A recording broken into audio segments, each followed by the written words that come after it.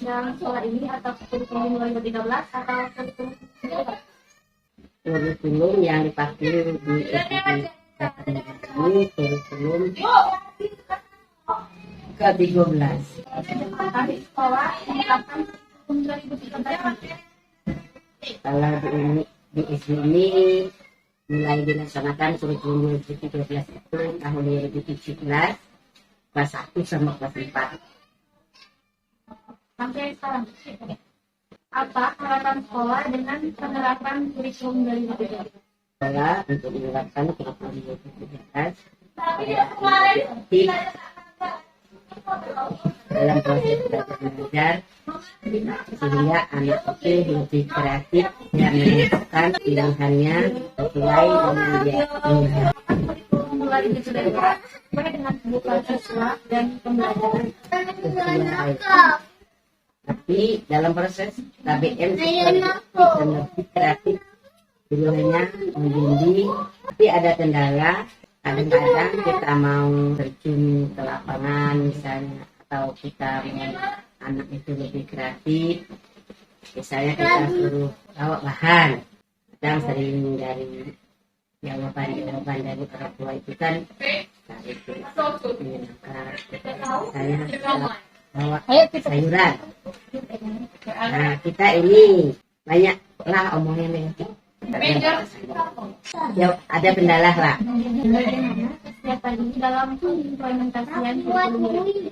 Mempersiapkan alat untuk mengajar, misalnya silabus, PP. Setelah itu waktu kita mengajar kita harus sesuai dengan urutan atau seksi, lalu kita terjun ke materi. Bagaimana interaksi guru dan siswa selama kegiatan belajar mengajar langsung?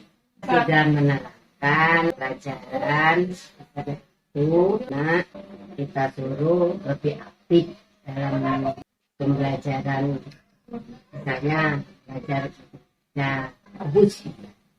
Ini kita belajar bagus, jadi anak itu harus kita ajar dari pelajaran itu, misalnya buat tulis tadi dia bisa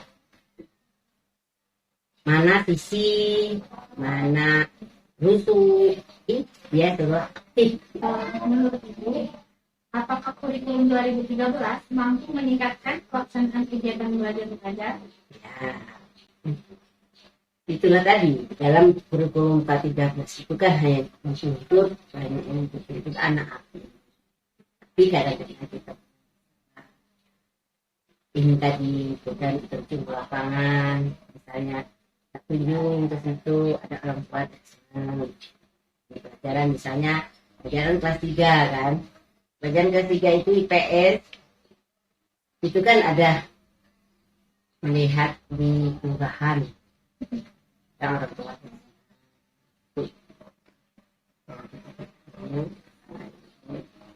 Sudah itu misalnya kita menjelaskan pelajaran itu dengan anak. Nah, ini kita belajar ini tentang letak. Kan ada ini pelajaran kelas 3 itu ada mengenai RT, misalnya bagaimana kita nanyakan di mana letak RT, di mana jumlah RT itu, misalnya kita kan harus bertanya RT. Ya banyak, ada kendalanya, ada bagusnya. Jadi karena kendalanya itu kadang ada yang juga.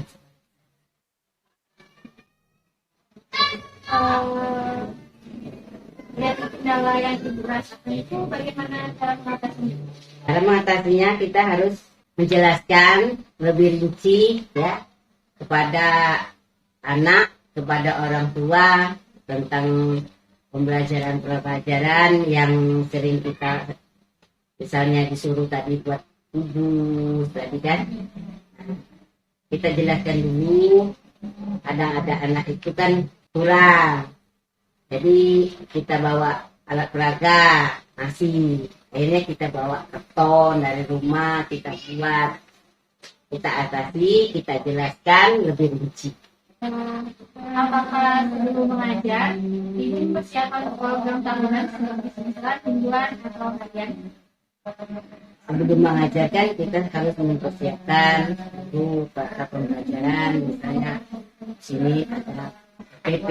Sebelum kita terjun ke PP, kita kan ada program tahunan, jadi kita harus sinkronkan antara alokasi waktu di silabus, di FPP, di program tahunan, itu kita harus sinkron. Apa yang ibu ketahui tentang silabus dan FPP? Silabus dan FPP harus sejalan, sinkron tadi, karena kalau alokasinya berbeda, kan lain-lain. Kadang tuh alokasinya di silabus berapa jam. Jadi kita harus terjunkan diterapkan di RPP harus sesuai dengan itu tadi, berapa jam pertemuan di alokasi di RPP. Apa manfaat dari silabus dan FPP yang dibuat? Manfaat banyak. Kita kalau kita buat silabus dan RPP, jadi kita memberikan pelajaran itu pada anak lebih terinci. Kita tahu apa yang nak kita ajar hari ini, apa yang nak kita buat hari ini. Misalnya silabus kita harus ini kita di RPP kita harus alokasinya berapa jam, alokasi waktunya.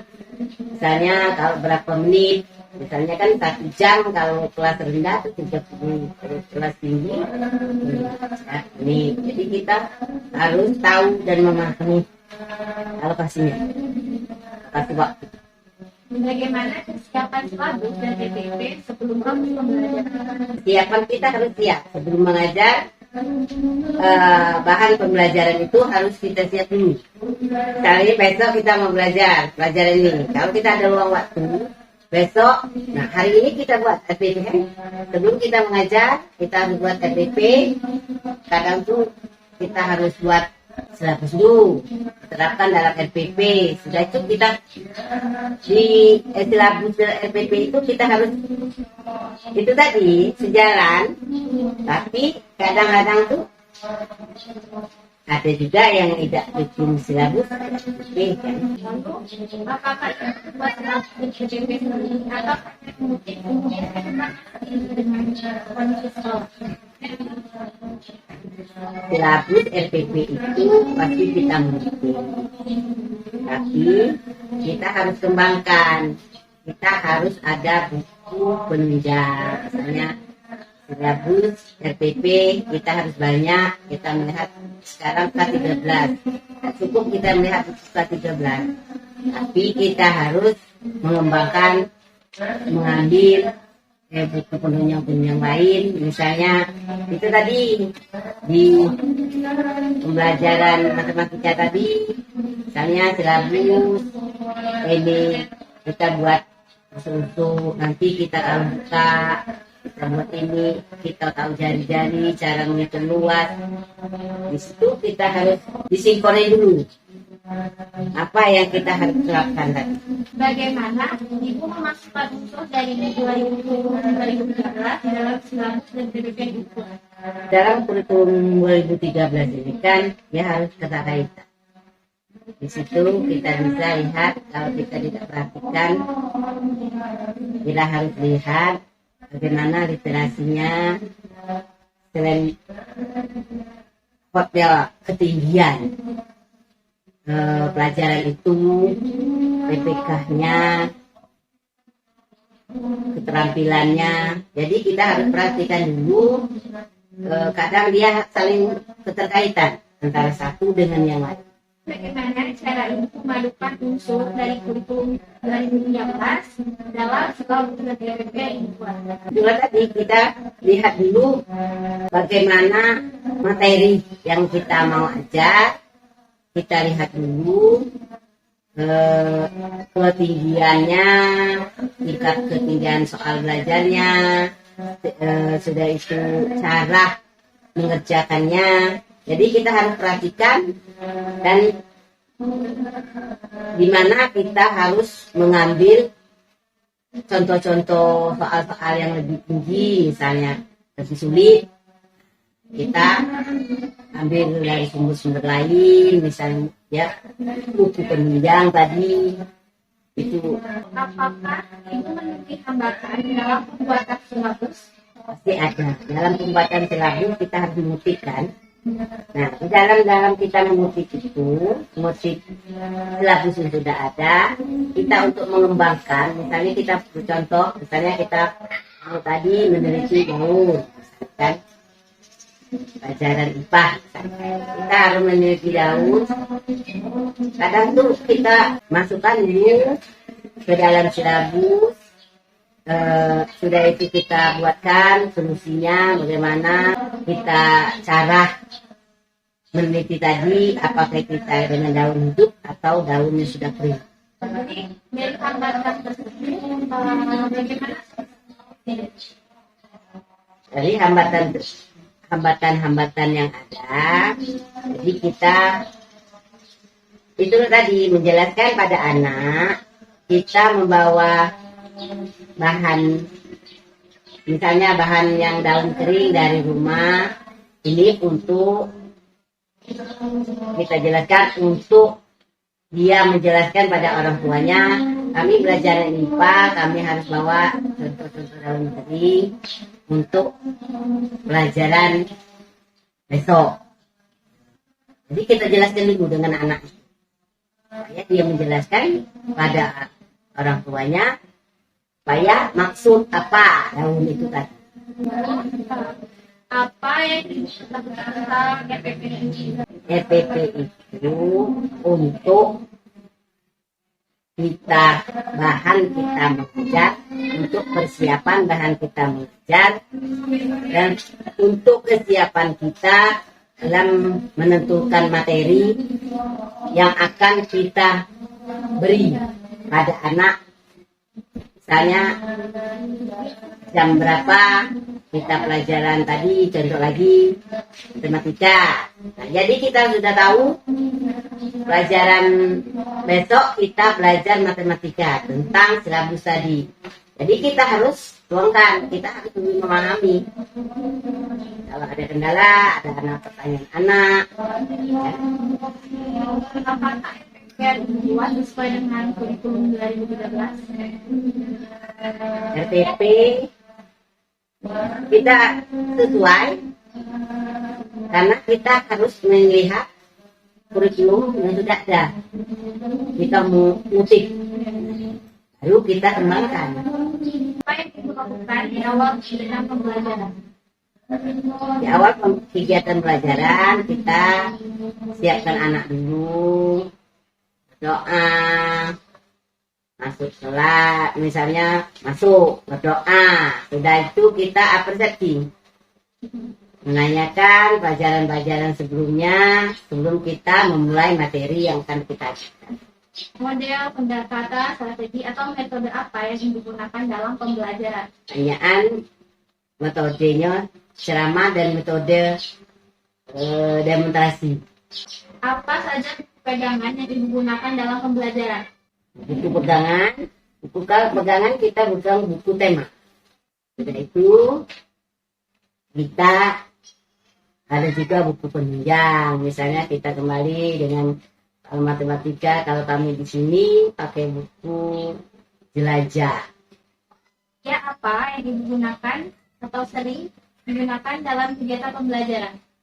Media pembelajaran misalnya pada gambar, misalnya kita pelajaran IPS pakai global, pakai peta, itu kan mana yang ada di lingkungan di sekolah kita, yang ada disiapkan di sekolah. Misalnya dulu tadi global, kalau pelajaran IPS, peta. Dulu aktivitas apa yang ibu lakukan dalam kegiatan akhir pembelajaran? Akhir pembelajaran kita menanyakan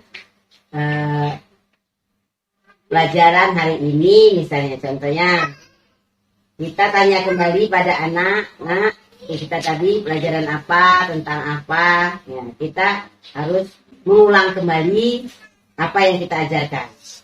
Model penilaian apa yang Ibu gunakan dalam pembelajaran? Pemberian tugas. Kalau akhir semester kita harus ada remedi dan pengayaan. Remedialkan, kalau penilaian kurang kita remedialkan. Kalau pengayaan kita ulangi lagi, bisa lebih besar lagi ya dapat. Selain itu, apakah Ibu menemui hambatan dalam penilaian? Dalam hambatan itu pasti ada. Tapi kita beri solusinya, kita kalau anak tuh lebih dari yang bisa, kurang dari 50, kita harus menjelaskan kembali solusinya. Tapi kita anak itu belum memahami apa yang kita berikan tadi. Jadi akhirnya kita, misalnya hari ini kita belajar, kalau ada pelajaran berikutnya, belajar tentang matematika tadi, kita harus menjalankan kembali dengan repeat. Lalu kapan saja Ibu melakukan penilaian? Penilaian setelah habis tema. Habis pengajaran tema, kita beri penilaian. Misalnya tema berapa? Tema 1. Satu itu tentang apa? Akhirnya kita beri penilaian. Kalau belum tercapai itu di remedi. Kalau tidak tercapai kita beri penilaian. Apa yang Ibu ketahui tentang kurikulum paradigma baru? Kurikulum paradigma baru ini kurikulum yang lebih difokuskan kepada anak, supaya anak itu lebih kreatif dalam menjalankan pembelajaran. Apakah sebelumnya Ibu pernah mengikuti pelatihan atau seminar mengenai kurikulum paradigma baru? Yang paradigma baru ini kurikulum K13 Pernah. Apa harapan Ibu pada kurikulum paradigma baru? Harapan saya kalau ada kurikulum K13 atau paradigma baru ini lebih gimana ya, supaya lebih rinci. Karena kalau kurikulum paradigma baru ini kan dia hanya mentingkan pada anak. Sudah itu tentang pelajarannya itu kadang tuh kan kita berbidang studi kadang. Tapi hari ini ada kebanyakan di dalam kurikulum 13 itu bahasa Indonesia.